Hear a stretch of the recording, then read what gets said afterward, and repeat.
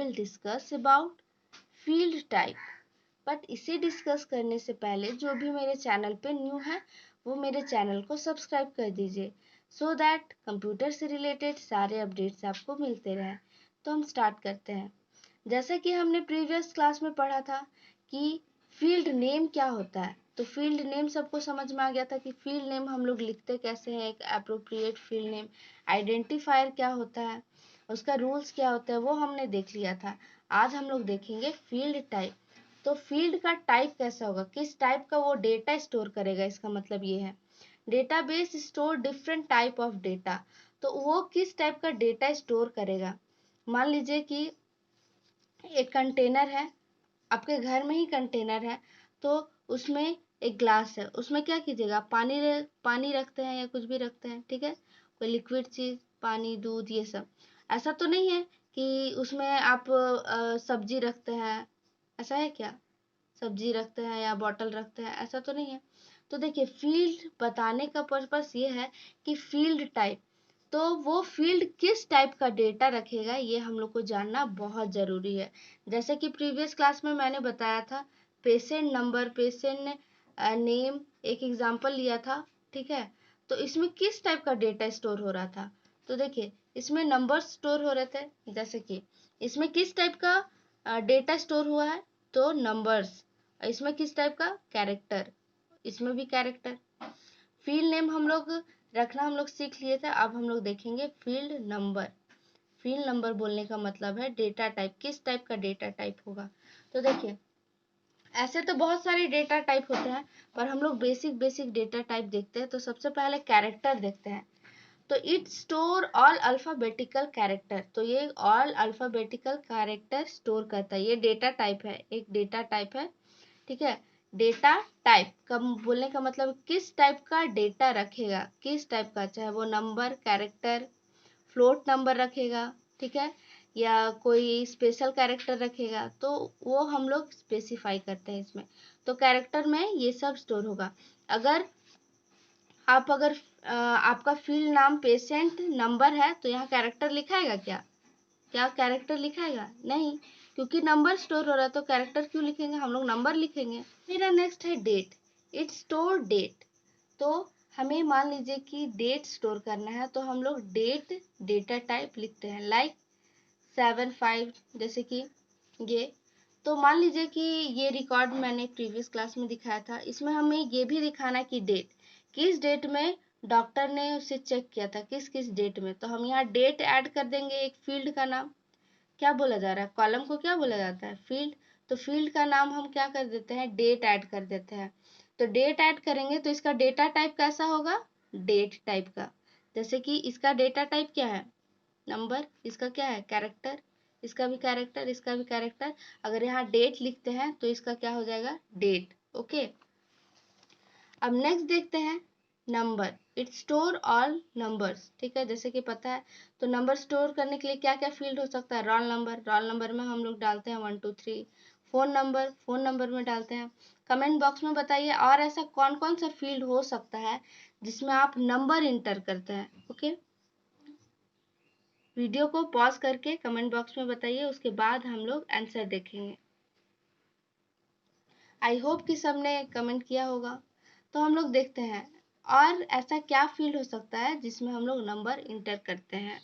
देखिए, नंबर और क्या हो सकता है, मान लीजिए कि आप लोग का टोटल हो रहा है, तो हिंदी में जो मार्क्स ऑब्टेन किया है, तो उसका उसमें भी क्या जाएगा, नंबर जाएगा, कि आपने 80 ऑब्टेन किया है, 70 ऑब्टेन किया है इंग्लिश में, तो उसमें भी वैसे ही जाएगा। तो मार्क्स, टोटल मार्क्स के लिए भी हम लोग नंबर लेंगे, ठीक है। तो कोई भी सब्जेक्ट हो गया, फिर से टोटल हो गया, तो उसमें सारा नंबर ही स्टोर होगा, एवरेज में भी नंबर ही स्टोर होगा। अगर हॉस्पिटल का एग्जांपल ले ले तो हम लोग ये देख सकते हैं, तो हॉस्पिटल में हम लोग ये एग्जांपल देख सकते हैं, जैसे कि रूम नंबर भी मेंशन रहता है कि कौन सा पेशेंट किस रूम नंबर में है। तो रूम नंबर में हम लोग क्या लिखेंगे, नंबर लिखेंगे, ABCD तो नहीं लिखेंगे, रूम नंबर में क्या लिखेंगे, नंबर्स लिखेंगे। जैसे कि यहाँ पेशेंट नंबर है तो पेशेंट नंबर में 101 लिखे। मान लीजिए कि इसमें एक और फील्ड ऐड कर देते हैं जिसमें कि रूम नंबर होगा, तो रूम नंबर में शायद वो पेशेंट 1 रूम नंबर में होगा, 2 में होगा, 3 में होगा, ऐसा तो नहीं लिखेंगे ABC। जब रूम नंबर लिखे हैं तो ABCD तो नहीं लिखेंगे। तो ये हो गया नंबर फील्ड। ओके, अब देखते हैं वैर कैर क्या है। ये बहुत इंपॉर्टेंट डेटा टाइप है। It store character and number also. तो ये कैरेक्टर और नंबर दोनों स्टोर करता है। देखिए ये स्पेशली क्या कर रहा था कि कैरेक्टर के लिए हम लोग कैर यूज कर रहे थे, नंबर के लिए नंबर। तो वैर कैर तो ये क्या करता है, कैरेक्टर नंबर दोनों स्टोर करता है। मान लीजिए कि किसी किसी के एड्रेस में क्या रहता है, एड्रेस से क्वार्टर नंबर भी रहता है और कैरेक्टर भी रहता है। तो दोनों चीज है, तो हम लोग कैसे स्टोर करेंगे? क्या नंबर लिखेंगे? नंबर लिखेंगे तो बस यही आएगा, ये तो स्टोर नहीं कर पाएंगे। नंबर लिखते हैं तो बस यही लिख पाएंगे, ये लिख पाएंगे, ये सब तो कैरेक्टर नहीं स्टोर कर पाएंगे। और मान लीजिए कैरेक्टर लिखेंगे तो बस ये सब स्टोर कर सकते हैं, नंबर तो स्टोर नहीं कर सकता है। तो ऐसे सिचुएशन में जहाँ नंबर और कैरेक्टर दोनों यूज होता है, वहां हम लोग वैर कैर डेटा टाइप का यूज करते हैं। आगे समझ में आएगा कि इस डेटा टाइप का यूज क्या है। ओके, अब हम लोग नेक्स्ट देखते हैं डेसिमल। डेसिमल में किस टाइप का डेटा स्टोर होगा, नाम से ही पता चल रहा है डेसिमल डेटा। तो डेसिमल के लिए हम लोग कौन सा फील्ड ले सकते हैं, कमेंट बॉक्स में बताइए वीडियो पॉज करके। तो अब हम इसका आंसर देखते हैं। आई होप कि सबने कमेंट किया होगा।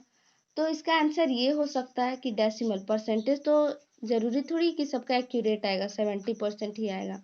डेसिमल में भी आ सकता है 70.2, 70.8। तो उस केस में जहाँ डेसिमल नंबर स्टोर होता है उस केस में हम लोग डेसिमल लिखते हैं। ओके, जैसे कि मैंने एग्जांपल से भी बताया, लाइक परसेंटेज 7.2%। अब हम लोग नेक्स्ट देखते हैं field property. The field properties controls the behaviours of the field. They are related directly with the consistency in the data is entered by the user। तो ये फील्ड प्रॉपर्टी बहुत important है, इसके अंदर बहुत कुछ आता है। तो फील्ड एंट्री में हम ये देखते हैं कि वो डेटा रिक्वायर्ड है या नहीं। रिक्वायर्ड है बोलने का मतलब ये कि आप लोग ऑनलाइन बहुत सारा फॉर्म फिल किए होंगे। तो ऑनलाइन जब फॉर्म फिल करते हैं तो क्या कोई कोई डेटा इंपॉर्टेंट होता है जिसमें कि रेड मार्क रहता है। अगर नहीं भी किए हैं तो अभी ट्राई कीजिए, अभी लॉकडाउन में ये सब ट्राई कीजिए ताकि आप लोग को अच्छे से समझ में आए। तो देखिए जो फील्ड रेड मार्क कर रहता है तो उसे भरना जरूरी ही रहता है। जैसे कि आप स्क्रीन में देख सकते हैं, तो जिसमें रेड मार्क्स है उसमें मार्क है, उसमें भरना इम्पॉर्टेंट है, मतलब भरा जाएगा, ठीक है। और जिसमें नहीं है उस वो ऑप्शनल है, आप भर भी सकते हैं नहीं भी भर सकते हैं। तो फील्ड का प्रॉपर्टी वो बताता है, उसका प्रॉपर्टी बताया कि हम भरना इम्पॉर्टेंट है या नहीं इम्पॉर्टेंट है। इसको और थोड़ा क्लियर पढ़ते हैं, इसके अंदर और भी बहुत सारे फील्ड के प्रॉपर्टी है जिसके हेल्प से आप लोग को समझ में आएगा। तो सबसे पहले देखते हैं entry required. This property is applied if the field cannot be left blank. That is, it ensures that the user always enters some data in that the field name address। जैसे कि कोई भी आप फॉर्म फिल करते हैं, मान लीजिए कि कोई भी फॉर्म आया, रेलवे, बैंक, एसएससी, किसी का भी फॉर्म आया, तो उसमें नाम इंटर करना, एड्रेस इंटर करना मस्ट रहता है। ऐसा अगर मान लीजिए कि आप नहीं इंटर करते हैं नाम और एड्रेस और सबमिट करते हैं तो वो सबमिट होगा ही नहीं।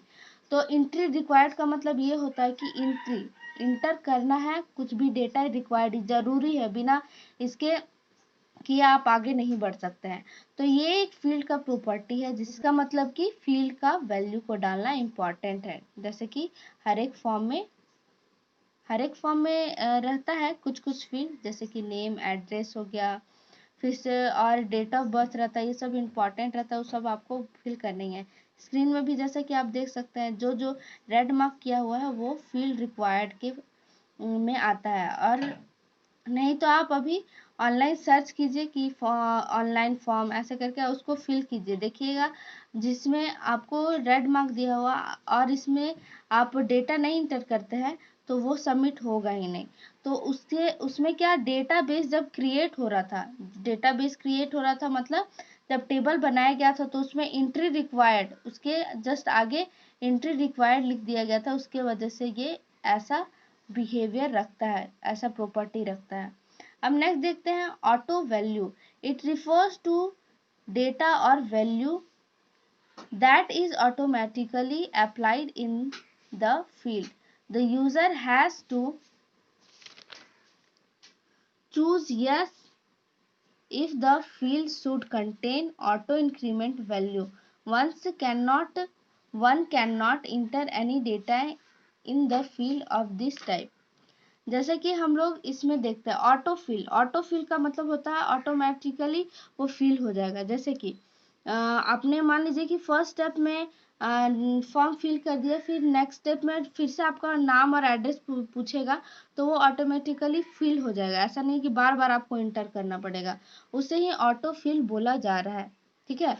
और मान लीजिए कि आप एक बार फॉर्म भरें और ऐसा कभी आप देखे होंगे कि हम लोग मान लीजिए कि एफबी में पासवर्ड लॉगिन करते हैं तो आप जो नंबर डाले हैं तो उससे आपको बार बार इंटर करने का जरूरत नहीं पड़ता है। आप मान लीजिए कि 95 ही डाले हैं तो आपका नंबर खुद ही आ जाएगा और खुद ही फिल हो जाता है।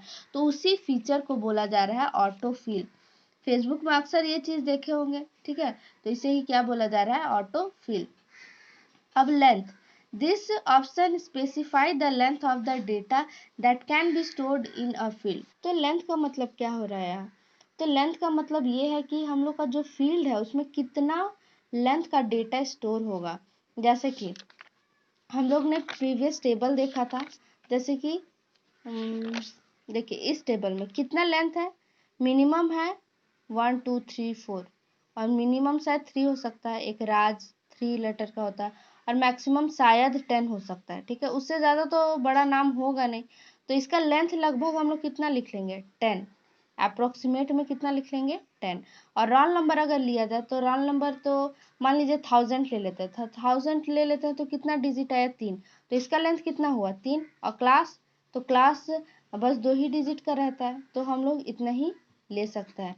तो लेंथ का मतलब यही हो रहा है कि उस डेटा का कितना लेंथ होगा। ठीक है, तो इससे कंफ्यूज नहीं होना है। तो लेंथ समझ में आ गया। तो लेंथ का मतलब समझ में आ गया। तो इसमें देखते हैं for numeric field the default length of numeric data type in a field varies with respect to its type, that is. तो बोला जा रहा है न्यूमेरिक फील्ड मतलब नंबर वाले फील्ड में कुछ भी वैरी कर सकता है। जैसे कि आप इधर देख सकते हैं न्यूमेरिक फील्ड में मैक्सिमम लेंथ 10। ठीक है। और स्मॉल इंटीजर में क्या होगा कि 5, इंटीजर में 5। इंटीजर का मतलब भी वही नंबर हो रहा है। ठीक है, 5 स्मॉल का मतलब नंबर से थोड़ा कम। अब इंटीजर का मतलब क्या हो रहा है, तो इंटीजर का मतलब भी वही होता है, नंबर जिसमें स्टोर होता है। इंटीजर एक डेटा टाइप है जिसमें नंबर स्टोर होता है। देखिए नंबर में भी नंबर स्टोर हो सकता है। स्मॉल इंट में थोड़ा छोटा वैल्यू स्टोर होगा। मान लीजिए थोड़ा छोटा वैल्यू तो हम रोल नंबर के लिए रख सकते हैं छोटा सा वैल्यू। रोल नंबर में क्या होता है कि हम लोग ज़्यादा से ज़्यादा कितना डिजिट का रोल नंबर इंटर करते हैं, 1 या 2 का। और ज़्यादा मान लीजिए कि 1000 स्टूडेंट है तो 3 का कर सकते हैं, 5 से तो एक्सिड नहीं करेगा। अब देखिए इंटीजर में क्या हो गया, इंटीजर वैल्यू रखते हैं। इंटीजर वैल्यू का मतलब नंबर ही, ये नंबर ही का, तो ये तीनों में से आप कुछ भी यूज कर सकते हैं नंबर स्टोर करने के लिए। अब नेक्स्ट देखते हैं फ्लोट। तो फ्लोट का मतलब होता है डेसिमल नंबर। जैसे कि डेसिमल नंबर के लिए मैंने डेसिमल बताया था। जैसे नंबर स्टोर करने के लिए बहुत सारे डेटा टाइप है, जैसे कि आपने यहाँ देखा नंबर, स्मॉल इंट, इंटीजर। उसी तरह फ्लोट डेटा मतलब डेसिमल डेटा को स्टोर करने के लिए बहुत सारे डेटा टाइप है, जिसमें कि एक फ्लोट है और एक डेसिमल। डेसिमल का मतलब समझ में आ गया कि डेसिमल वैल्यू स्टोर करते हैं, और फ्लोट का मतलब हो रहा है कि यहाँ फ्लोट मतलब इसमें भी डेसिमल वैल्यू स्टोर करते हैं। रियल का मतलब होता है रियल में 17 डेटा स्टोर होता है। तो रियल हम लोग स्पेस के लिए यूज़ करते हैं। मान लीजिए कि हम लोग बहुत सारे स्पेस दे रहे हैं तो स्पेस के लिए डबल में इंटीजर से डबल होता है, या रियल फ्लोट से ये सबसे डबल होता है। जैसे कि इंटीजर में क्या है 10 है तो 10 से डबल होगा, डबल से थोड़ा सा ज़्यादा। तो ये रियल और बुलियन उतना इम्पोर्टेंट नहीं है अभी आप लोग के लिए। अभी आप लोग के लिए फ्लोट इम्पॉर्टेंट है, इंटीजर या नंबर ये इम्पॉर्टेंट है, कैरेक्टर इम्पॉर्टेंट है, और वैर कैर जो मैंने प्रीवियस लेक्चर में बताया था तो वो वैर कैर इम्पॉर्टेंट है, तो वो सब ध्यान में रखना है। Okay, so now we will end this session. If you have any doubt then ask me in comment section. Don't forget like, share and subscribe.